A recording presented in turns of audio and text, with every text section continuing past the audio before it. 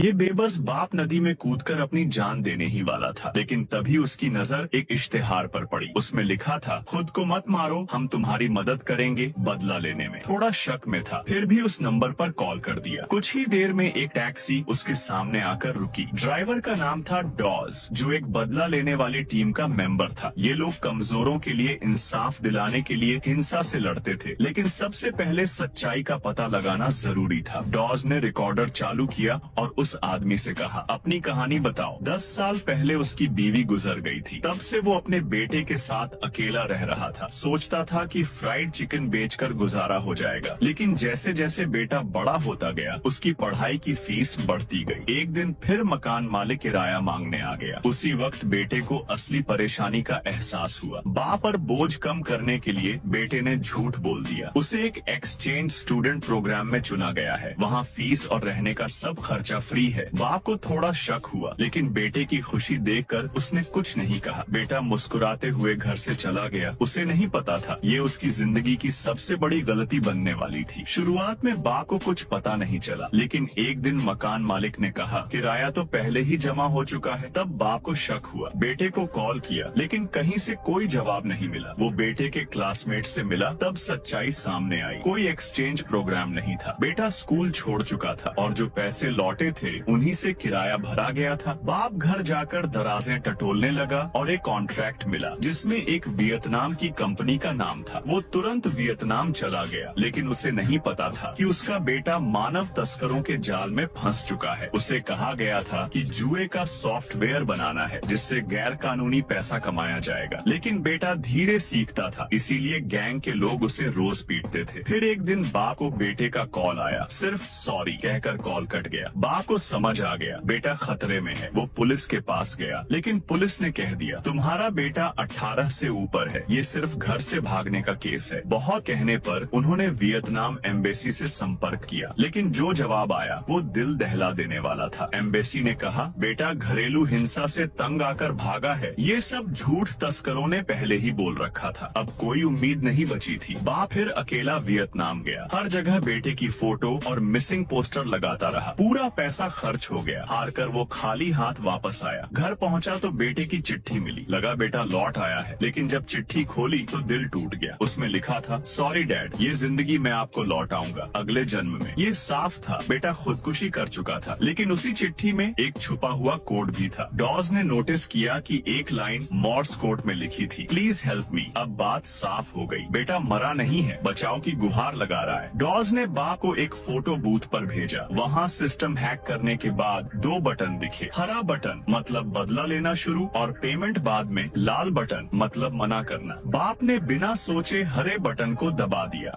और फिर video like करने पर पार्ट 2 मिल जाएगा।